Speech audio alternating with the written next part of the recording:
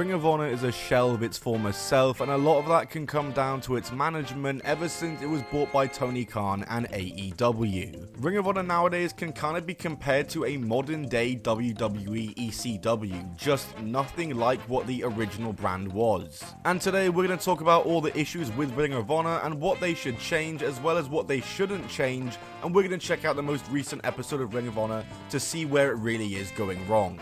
So like the video, subscribe, and let's get into it. The biggest problem to me with Tony Khan's Ring of Honor is, like I said before, that it's just a modern day WWE ECW. Ring of Honor today is nothing like the Ring of Honor of the past. Firstly, the Ring of Honor of the past was an indie promotion. Ring of Honor nowadays runs in big arenas due to the fact that the show is taped the same day and in the same arena as AEW tapings. Back when Ring of Honor was an indie, they'd run smaller venues and gather a crowd that were hot and ready to see some action. Nowadays though, most Ring of Honor crowds are just there to see AEW, but we'll talk more about that later. There was a period of time where Ring of Honor tapings took place at Universal Studios, and I don't get why they left and now just run at AEW tapings. In 2015 though, before the AEW purchase, Ring of Honor were actually on TV, and even before that, they had a weekly show that aired online, but it still always felt like an authentic indie promotion for the time, and it was a showcase of the best unsigned wrestlers, all of which Ring of Honor now isn't, but I get that because they have the AEW roster at their access, but they truly don't use that enough, and we will talk more about that again later on in the video. The main thing with Ring of Honor now that is different to how it was before is that the matches just aren't exciting anymore. The matches of the Ring of Honor in the past were extremely exciting on their weekly shows. They'd gather hot crowds and put on hot matches for them. And coming back to what I said before, a big part of that is definitely down to how they tape the shows, as it's in way too big of an arena and the people there simply don't care, as most of them are there to see AEW. And the way Ring of Honor matches are booked nowadays don't give them any chance or room to even be exciting in the slightest, and a lot of modern Ring of Honor matches on their weekly shows are just lifeless, and whilst the setting doesn't help like I said, they have a good enough roster to be able to pull out some exciting weekly television, but Ring of Honor more or less has just turned into AEW Dark 2.0. That's something we'll get onto when we watch their latest episode, but I will say the one thing that Ring of Honor does really well in terms of their on-screen product and their presentation is their pay-per-views. Modern day Ring of Honor pay-per-views are just like the Ring of Honor pay-per-views of past. They are still fantastic and still feature super exciting matches that are, like I said, reminiscent of the old Ring of Honor. But the weekly show is just so bland and a lot of the time devoid of any build-up to a lot of the matches on the pay-per-views. But the pay-per-views themselves also only prove that Ring of Honor is capable of putting on great matches, but just choose not to do it on their weekly show. And like I also just said, a lot of the pay-per-view matches don't receive a sufficient build and are often built up for only a couple of weeks before the pay-per-view or just randomly announced for the pay-per-view. And like I said, not all the matches are built that way. For example, one of the best parts of Ring of Honor right now is Athena and Billie Starkz. In fact, I'd go as far to say they're one of the best acts in all of wrestling right now, and they hard carry Ring of Honor, and their pay-per-view matches usually get a good sufficient build. And while like I said they are the best part of Ring of Honor, that luxury shouldn't go out to just them. But enough describing the weekly show, because I watched last night's Ring of Honor and here's how it went and my thoughts on it. The show opens with Athena and Billie Starkz as they are on the mic and building to their matches with Queen Aminata and Red Velvet respectively for the upcoming pay-per-view Death Before Dishonor, and Athena is working her injury and healing her up and saying if she's forced to defend then she will do it and will win. A true fighting champion. And it's a decent promo to open the show from both of them, and neither of them had matches this week on the show, so this was their appearance for the show. Like I said, they're the best part of Ring of Honor, so they need to be on every show in some way. The match to open the show though is 6-man tag action, as it's Dalton Castle and the Outrunners, who I guess are his new replacement for the Boys, and they're against Lance Archer and the Righteous. This was one of the longer matches on the show. In fact, it was the second longest, and it wasn't a bad match per se, but it wasn't exactly a super memorable one either, just a standard run-of-the-mill 6-man tag. Nothing really compared to the 6-man tags that we see on AEW TV, but it was fine, it was watchable, and Lance Archer is a guy who used to challenge for the AEW World title, so he's a good name to have in Ring of Honor, and he picks up the win here for his team, and I can't help but think that he should definitely challenge for the Ring of Honor World title at some point. I think him versus Mark Briscoe could be a good pay-per-view match. We then get a vignette from Mace and Mansoor, who are on their way to Ring of Honor, and they are a good get for Ring of Honor, and I hope to see them win the tag titles not too far into their run. Red Velvet versus Maya World is up next, and this was one of the many borderline squash matches on the show. The match went less than 3 minutes, with Red Velvet getting 90% of the offense and getting the win. I feel like this is how Ring of Honor builds to pay-per-view matches, by having the challengers get dominant wins on their weekly shows, and while I guess it does build them up in some way, it just isn't engaging. It's the old AEW Dark style booking. They're not farming Dark and padding up their records on Dark anymore, they're doing it on Ring of Honor now. Anyway, Evil Uno is out to cut a promo. He's wearing a very formal outfit, and he calls out anyone from AEW, New Japan, CMLL, or even Stardom for a fight,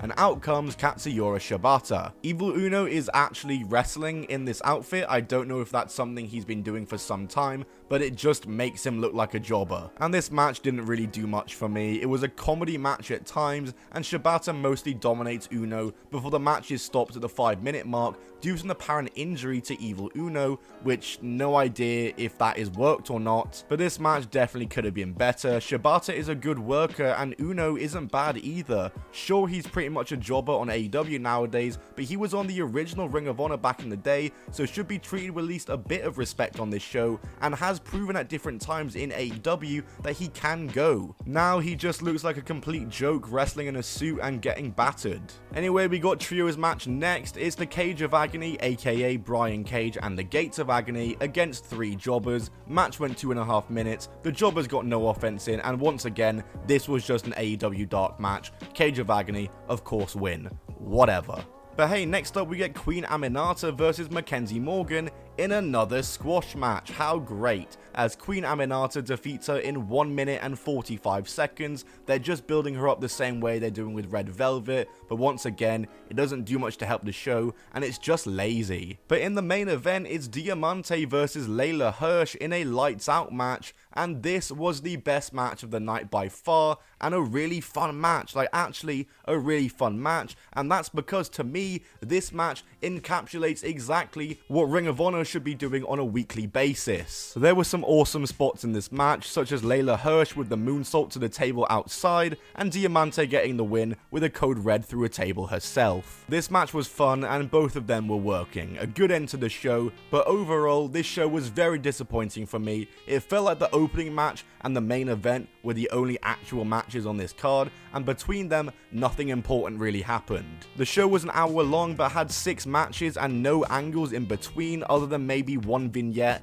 an interview, and that promo at the start of the show, and I just can't help but see the resemblance to AEW Dark.